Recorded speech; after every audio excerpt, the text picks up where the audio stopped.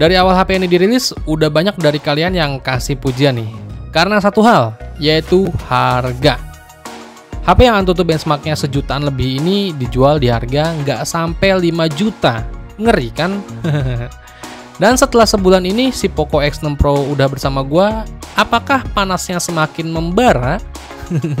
Sekarang saatnya gue mau ceritain pengalaman gue sama Poco X6 Pro ini setelah kurang lebih 1 bulan nih. Pengalaman apa aja yang udah gue dapat dan kira-kira buat kedepannya bakal jadi matot nggak nih? Ya udah, sebelum kita bahas, kita opening dulu aja ya.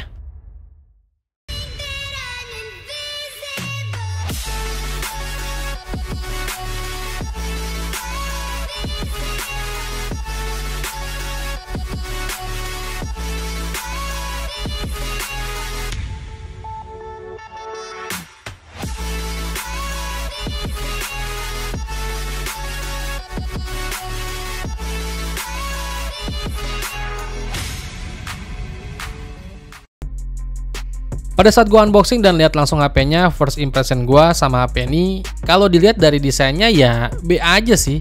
Gue tahu emang nilai jual utama di HP ini bukan dari desainnya, tapi gue ngerasa desainnya ini ya cupu banget gitu. Apalagi pas gue lihat bagian bumper kamera belakangnya, kayak nggak jelas gitu. Punya bentukan kamera yang tersusun 4 boba dan dimasukin dalam modul kamera yang lebar. Terus ada emboss tulisan Poco. Nggak banget deh. Coba aja dibikin boba-bobanya minimal ala desain Poco F5 gitu. Ya mendingan dah. Terus masuk ke bagian layarnya nih. Menurut gua ya selayaknya layar AMOLED harga 3-4 jutaan sih. Dari warnanya emang udah cukup. Tapi menurut gua cenderung agak sedikit redup ya. Kalau gue bandingin sama HP sekelasnya di harga yang sama. Kayak Vivo V29 ini. Di atas kertas sih layarnya punya resolusi 1,5K. Tapi menurut gua nggak yang terlalu berasa gitu 1,5K-nya. Malah sama aja kayak layar Full HD biasa. Tapi kalau untuk refresh rate sih udah mantep di 120Hz. Pengoperasian HP ini ya satset-satset. Karena nilai jual utamanya bukan di desainnya. Jadi ya menurut gua yang penting desainnya berkarakter deh. Poco banget deh. Dan punya bezel bagian depan yang udah tipis. Ya udah mantep sih ini.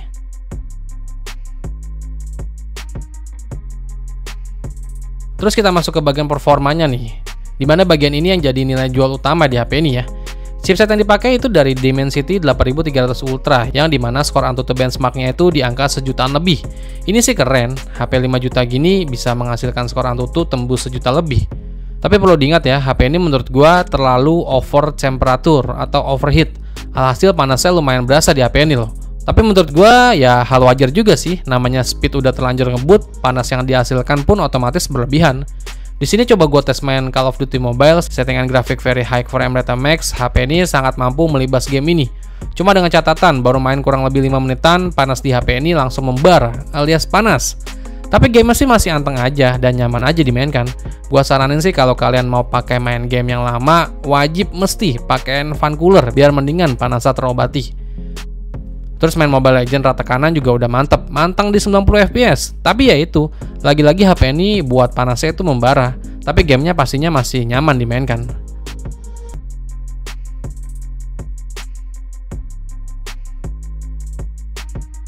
Terus terakhir main PUBG Mobile, settingan yang gue pakai di smooth 90 fps ya. Dan alhasil lagi-lagi case-nya sama kayak 2 game sebelumnya sih. HP-nya tetap cepet panas ya, walaupun gamenya juga tetap berjalan normal, nggak ada nge-lag sedikit pun. Gue sangat menyarankan lagi-lagi fan cooler jadi hal wajib buat kalian yang mau main lama di HP ini ya. Mungkin Poco X6 Pro ini penghantar panasnya masih kurang stabil. Gue sih takut aja kejadian kayak zamannya Poco X3 Pro ya, yang pada mati total berjamaah tuh. Tapi untungnya sih ada yang diganti sama Xiaomi Indonesia. Tapi mungkin nanti ada update software yang ngurusin panasnya di HP ini, mungkin ya jadi lebih baik, tapi itu mungkin. Terus ke bagian kameranya nih, hal yang menurut gua B aja tapi malah mantep nih. Jadi resolusi kamera utamanya itu di 64 megapiksel, udah dilengkapi dengan OIS dan sensor yang dipakai itu dari OmniVision. Jadi untuk foto pertama di Poco X6 Pro ini menurut gua pemandangan kayak gini hasilnya ajib ya. Hasilnya cenderung ke natural, tapi agak sedikit saturasinya di boost dan langitnya juga kelihatan pas. Sesuai gitu sama keadaan aslinya. SDR-nya mantep sih ini. Terus foto kedua, foto daun ini lagi-lagi hasil foto yang ditangkap untuk saturasinya agak sedikit keluar ya. Dan detailnya juga masih dapat banget.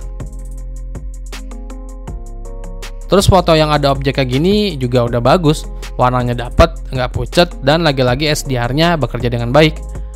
Terus untuk lensa ultrawide juga hampir sama kayak kamera utamanya. Untuk detailnya udah mantep, warna langitnya kelihatan hidup gitu, nggak pucet, dan SDR-nya emang cakep sih ini.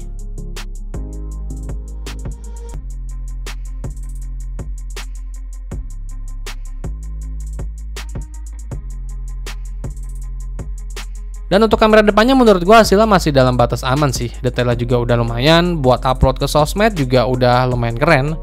Dan ini untuk beberapa hasil foto lainnya di kamera Poco X6 Pro. Kalau kesimpulannya sih menurut gua performa kamera dari Poco X6 Pro ini masih sangat bisa diandelin banget ya. Harga nggak sampai 5 juta tapi nggak kalah gitu sama HP-HP levelnya. Intinya HP ini nggak cuma jualan speed aja. Untuk urusan kameranya ya menurut gua lebih dari cukup sih ini.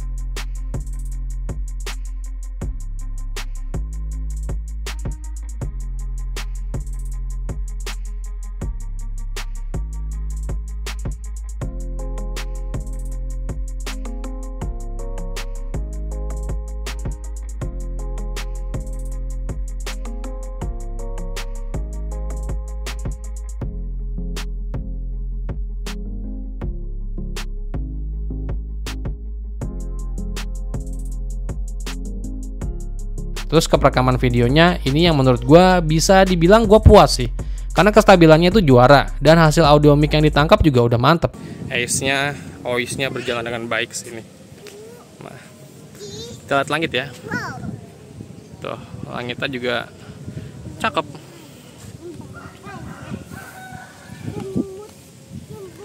Kestabilannya sih gue acungin jempol sini. Jarang-jarang loh ada HP yang stabil parah begini. Kalau gue lihat langsung di HP-nya ya, tapi gue belum tahu post processingnya kayak gimana nih. Nah, kalian dengerin juga hasil audionya, mikrofonnya. Oke. Jadi ini 1080p di 30 fps. Dan ini perekaman video di 1080p 60 fps. Nah, kalau 60 fps kan biasanya lebih smooth nih dibanding 30 fps pergerakannya tuh. Nah, 1080p di 60 fps tapi stabil ya. Tuh. Mantap nih. Kestabilannya di HP-HP Poco tuh menarik gitu. Kita lihat langitnya nih. Tuh. Ini langit dari sini. Kalian dengerin juga kualitas mikrofonnya. Oke, jadi lebih smooth aja sih kalau yang 60 fps begini. Mantap. Oke, jadi ini ada perekaman Poco X6 Pro di 4K ya, di 30 fps. Nah, jadi kurang lebih begini hasilnya. Tuh, 4K 30 fps. Kalian lihat detailnya ya, sama mikrofonnya juga. Kalian dengerin nih, suaranya bagus nggak? Jadi mau naik ayunan. Tahu sebentar deh. Sama foto langit dynamic range kayak gimana nih? Ini emang agak-agak mendung dikit sih di daerah sini. Nah, kurang lebih kayak begini untuk kualitasnya. Kestabilannya juga kayaknya sih stabil sih, gue lihat langsung dari HP-nya ini. Minim jitter gitu. Stabil sih ini. 4K 30 fps. Oke, jadi 4K 30 fps. Dan ini video kamera selfie 1080p 30 fps, mentoknya di sini aja. 1080p 30 fps dan kalian lihat kestabilannya nih. Hah. Dynamic range-nya juga bagus kok, ini masih kelihatan awannya nih di belakang gua. Tuh. Awannya masih kelihatan dan kestabilannya juga oke nih. 1080p 30 fps.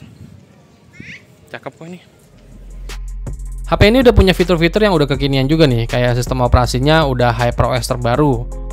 Terus ada juga dual speaker stereo Dolby Atmos, NFC, fingerprint yang tertanam di dalam layar, dan juga ngecasnya udah ngebut, berdaya 67 watt. Jadi untuk kesimpulannya menurut gua ini HP keren sih kalau dilihat dari price to performanya. Harga yang menarik dan juga hardware yang dikasih juga udah lebih dari cukup. Tapi ya itu, performa saat main game nggak diimbangi dengan cooling system yang baik. Dan alhasil hampir di setiap game pasti HP-nya ini berjalan dengan panas. Belum lagi dari segi layarnya, menurut gua agak kurang dibandingkan HP dengan harga yang sama. Terus kameranya sih hal yang menurut gua harusnya nggak begitu kelihatan, malah jadi oke di HP ini. Selebihnya menurut gua Poco X6 Pro ini jadi salah satu HP terbaik di kelas mid-range. Sampai video ini dirilis belum ada kasus mati total sih yang gue temukan. Karena panasnya itu ajib banget sih. Kalian mesti was-was aja. Gua saranin tetap pakai fan cooler ya kalau kalian mau main game yang lama di HP nih. Ya semoga aja nggak ada sih kasus-kasus mati total begitu. Semoga bisa diredam lah lewat update software selanjutnya. Kalau dari gua sih Poco X6 Pro ini gas aja kalau kalian yang bener-bener pengen HP budget 5 juta tapi pengen main game yang rata kanan.